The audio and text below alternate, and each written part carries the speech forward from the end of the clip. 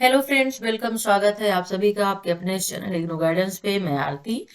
क्योंकि इस समय आपका जो सब्जेक्ट है BSDLA 136 कुछ रह गई थी यूनिट, उनको कंप्लीट कर देते हैं। तो आज का जो वीडियो है BSDLA 136 का है, ब्लॉक 2 है और यूनिट यहाँ पे 7 देखेंगे, रचना। यदि इसके पहले के आपने वीडियो वॉच नहीं किए हैं तो देख लीजिएगा, प्लेलिस्ट में अवेलेबल है। ओके, तो यूनिट 7 ले लेते हैं, रचना यानी कंपोजिशन। वेरी इंपॉर्टेंट है और इसमें जो क्वेश्चन इंपॉर्टेंट है वो एक क्वेश्चन है जो वेरी वेरी इंपॉर्टेंट है। वो कौन सा है? देखिए, तो रचना क्या है वो तो सही है, लेकिन रचना के प्रकार कौन कौन से हैं? ये जो यहाँ पे 3 तरह के प्रकार दिए हुए हैं, 3 टाइप्स दिए हैं। वर्णात्मक लेखन, आख्यान परक लेखन, तार्किक लेखन। ये वेरी इंपॉर्टेंट है आपके लिए, तो इसे जरूर याद रखिएगा। ठीक है, अच्छे से इसको पढ़ लीजिएगा। फिर रचना की तैयारी से भी कभी कभी क्वेश्चन पूछ लेता है, रचना करते समय ध्यान देनी होगी बातें क्या है। ठीक है, तो एक ये क्वेश्चन यहाँ पे हो सकता है कि रचना करते समय ध्यान देने योग्य बातें कौन कौन सी हैं, और दूसरा रचना के प्रकार कौन कौन से हैं। तो चलिए आइए इसको जल्दी से हम यहाँ पर देख लेते हैं। इसके पहले की वीडियो यदि आपने वॉच नहीं किया तो वॉच कर लीजिएगा। और शुरू करें उसके पहले ऑलवेज की तरह वीडियो को लाइक करिए, शेयर करिए, चैनल को सब्सक्राइब कर लीजिए, नहीं किया है तो बेल आइकन को जरूर प्रेस कर दीजिएगा। जैसे वीडियो डालोगे तुरंत आपको नोटिफिकेशन मिल जाएगा। ठीक है, तो वस्तुतः रचना या कंपोजिशन वह होती है जिसमें एक ढांचे के अंतर्गत प्रारंभ से अंत तक विषय का सुसंगठित प्रस्तुतिकरण होता है।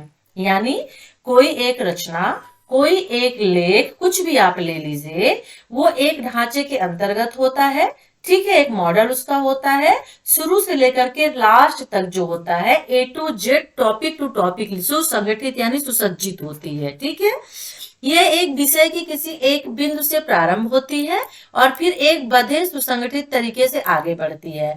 विषय का प्रारंभ, विस्तार और अंत बहुत ही सुनियोजित होता है।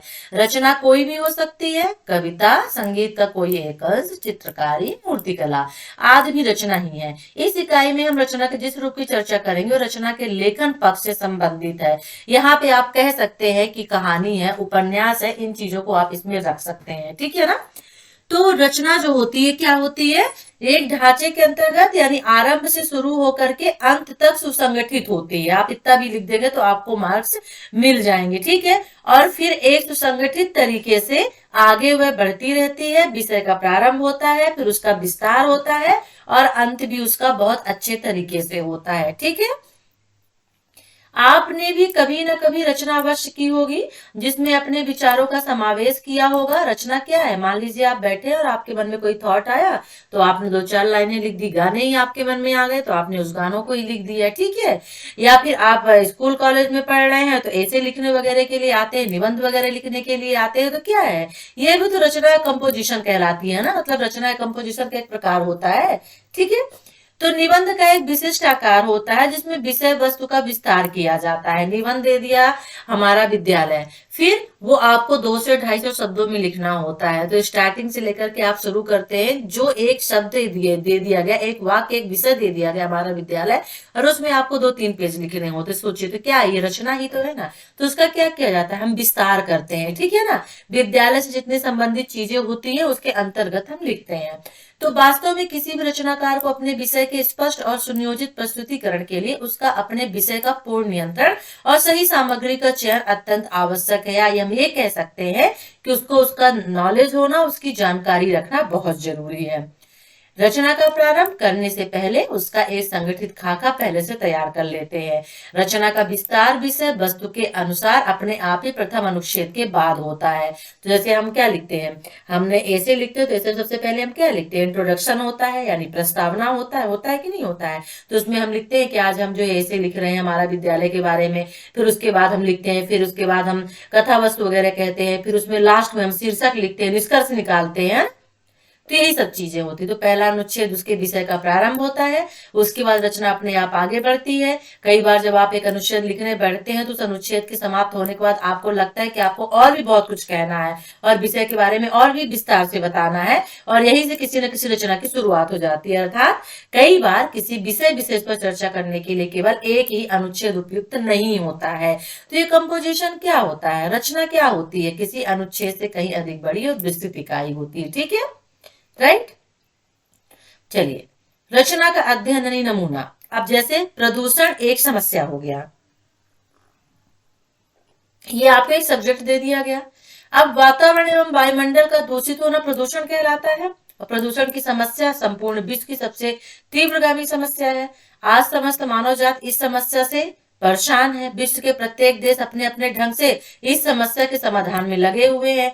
प्रदूषण एक ऐसी विकट समस्या है जिसका समुचित समाधान नहीं हो पा रहा है, और वैज्ञानिकों का मत है कि समय रहते तत्काल फैल रहे इस प्रदूषण को सही ढंग से नियंत्रित नहीं किया गया तो आगामी दशकों में संपूर्ण धरती किसी भी जीवधारी के रहने योग्य नहीं रहेगी।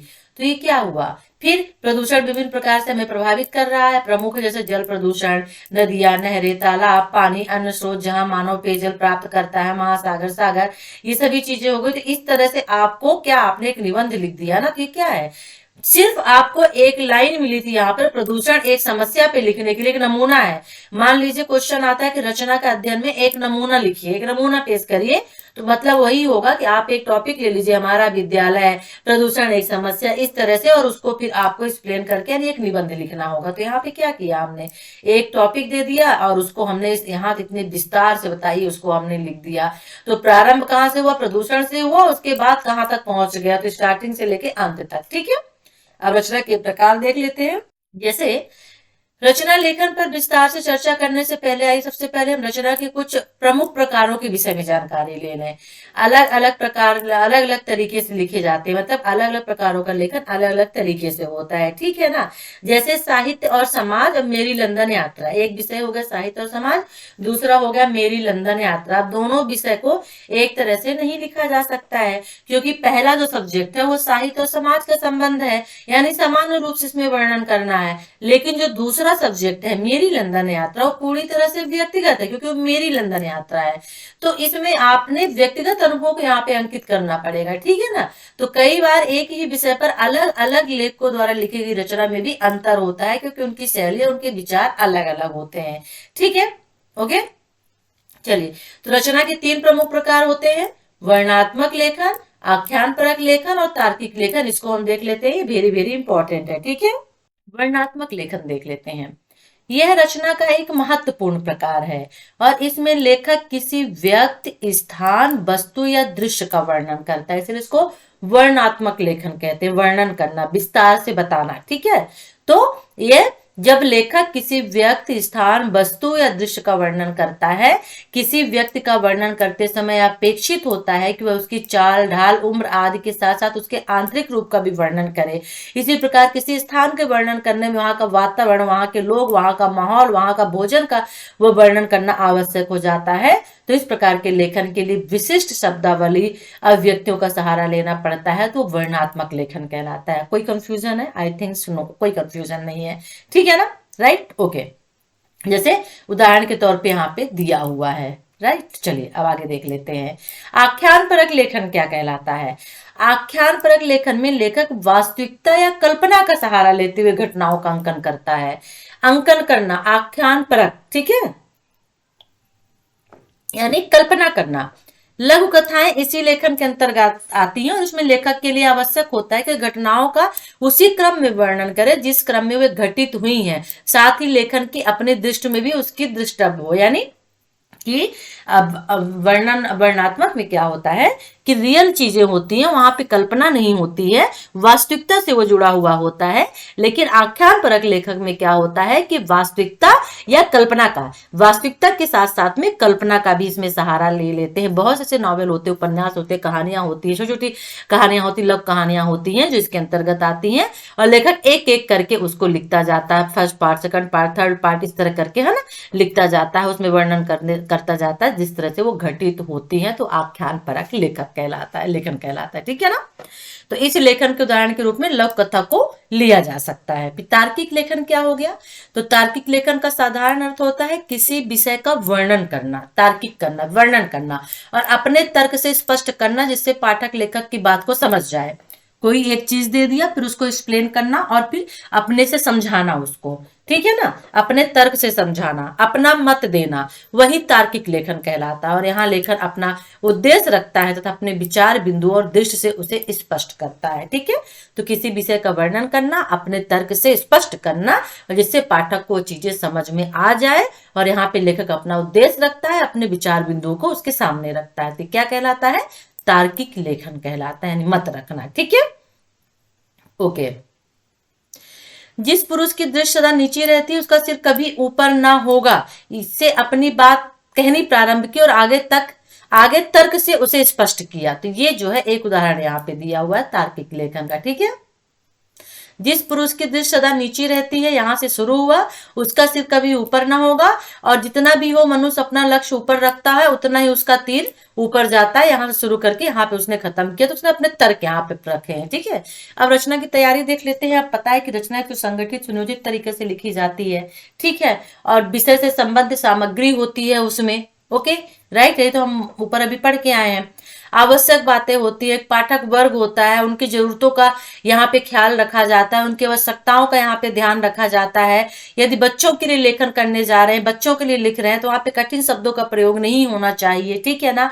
और यदि किसी राजनीति अध्याप से संबंधित रख रहे हैं तो बच्चों के स्तर से उपयुक्त नहीं होगा, क्योंकि उसके जो वर्ड होते हैं बहुत ही अलग होते हैं, टफ होते हैं, जटिल होते हैं, जो वो समझ नहीं पाएंगे। तो यहाँ पे रचना की तैयारी कैसे की जाती है? तो सबसे पहले लेखन आरंभ करने से पहले स्वयं से कुछ प्रश्न पूछने होते, जैसे लेखन किसके लिए और क्यों, लेखन किसके लिए लिखना है, फिर क्यों लिखना है, फिर आपका लेखन उन्हें कैसे प्रभावित कर सकता है, ठीक है। पाठक को विषय के संबंध में पहले से कितनी जानकारी होगी जो आप लिख रहे हैं, ठीक है ना। तो ये कुछ क्वेश्चन होते हैं जिनको लेकर के लेखक अपना लेखन लिखना शुरू कर देता है। अब फिर जब लेखक करने जा रहा हो, कुछ लिखने जा रहा हो, तो कुछ बिंदुओं की जानकारी होना उसको आवश्यक होता है।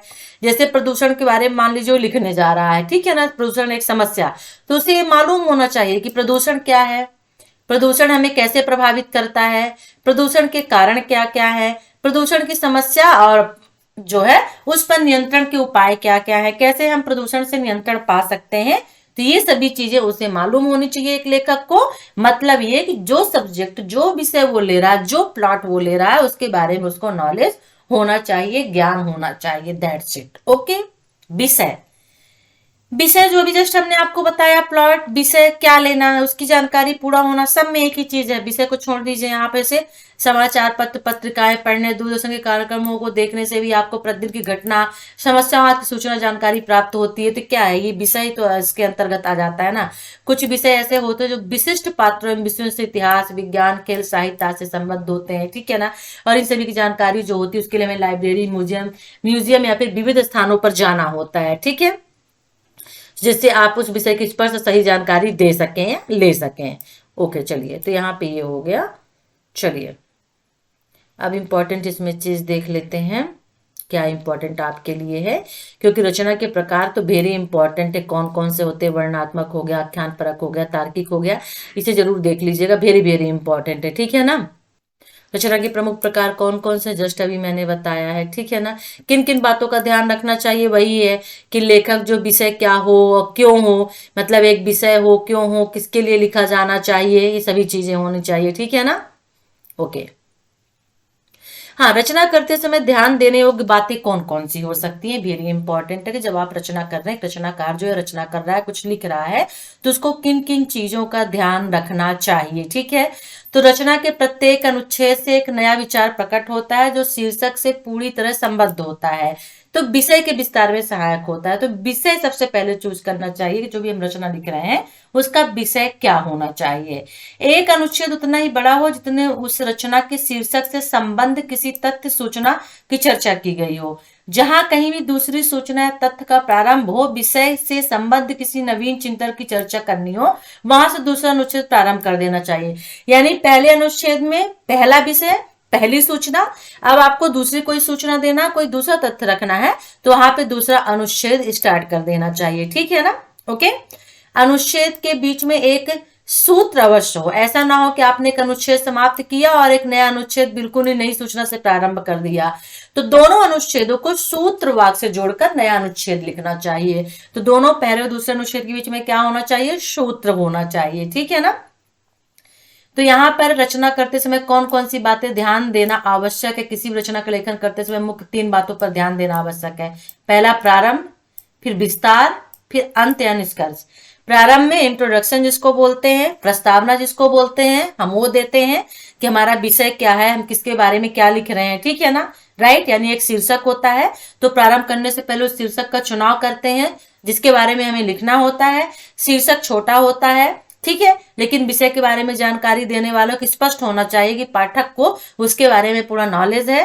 फिर जो शीर्षक होता है, शीर्षक को हमने पढ़ लिया, उसके बाद हम उसका विस्तार करते हैं, उसको हम डिटेल में लिखते हैं कि आखिर वो चीज है क्या, जैसा ऊपर हम प्रदूषण के बारे में देख के आए, ठीक है ना। फिर प्रदूषण के बारे में हमने लिख दिया क्या है, कैसे फैलता है, कितनी तरह के प्रदूषण होते हैं, इसको किस तरह से हम रोक सकते हैं, ये पूरा विस्तार में आ जाएगा। फिर अंत या निष्कर्ष हो जाएगा।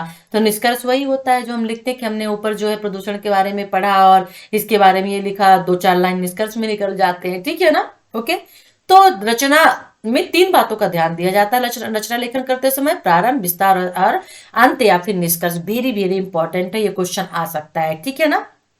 ओके, तो रचना का प्रारंभ प्रस्तावना से किया जाता है। रचना में निहित मुख्य विषय का परिचय देता है, एक तरह से भूमिका का कार्य करता है। किसी भी रचना की भूमिका या प्रारंभ आवश्यक नहीं है कि एक अनुच्छेद तक सीमित हो, 1 या 2 पंक्तियों का भी हो सकता है और 1-2 अनुच्छेदों का भी हो सकता है, ठीक है।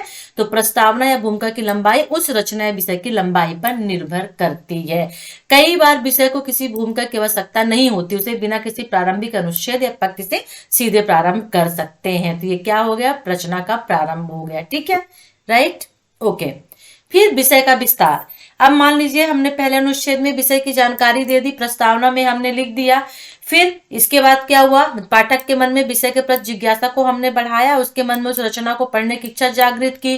तो अब जो हमने विषय का विस्तार करना, यानी हमको अब जो रचना का मैंने विषय शुरू में दिया, इंट्रोडक्शन दिया, प्रस्तावना दिया, तो उसका विस्तार करना और ऐसा भाषा शैली का प्रयोग करते हैं जो उनके विचारों को स्पष्ट रूप से प्रकट कर सके, लेखक के विचारों को स्पष्ट रूप से प्रकट कर सके, ठीक है, विचारों एवं चिंतन को समझ सके, विषय के बारे में अपनी सोच से परिचित हो सके। तो ऐसी वहां पे भाषा का प्रयोग किया जाता है, ठीक है, यानी वर्णन किया जाता है, उसको विस्तारित रूप दिया जाता है, परिभाषाओं आदि का प्रयोग किया जाता है, कभी कभी लोकोक्ति मुहावरों का भी प्रयोग यहाँ पर किया जाता है, ठीक है, राइट। ओके, यहाँ पे कुछ चीजें दी हुई, आप इन्हें देख लीजिएगा। फिर रचना का अंत होता है। तो अब तक आपने विषय में पूरा विस्तार अपनी रचना में कर लिए। अब यहाँ पर पूरे विस्तार के साथ चर्चा कर चुके हैं। अब आप अपनी रचना को समाप्त करना चाहते हैं, लेकिन किसी भी रचना का समापन अंत अचानक नहीं किया जा सकता है। तो रचना का अंत करने से पहले निष्कर्ष या सारांश का अनुच्छेद लिखना होता है। जितना कुछ हमने ऊपर लिखा उसकी 1-2 लाइनें हमें नीचे लिखनी होती है। तो प्रथम अनुच्छेद विषय को प्रारंभ करता है और अंतिम अनुच्छेद निष्कर्ष होता है, ठीक है। कुछ बिंदु पक्ष ऐसे होते हैं जिनसे हम समझ सकते हैं प्रदूषण क्या है, कैसे रोक सकते हैं, कहां से हमने इसको लिया, इस तरह से करके सुझाव निर्णय दे सकते हैं कि हम प्रदूषण को इस तरह से रोक सकते हैं, इसकी हम रोकथाम इस तरह से कर सकते हैं, ठीक है ना।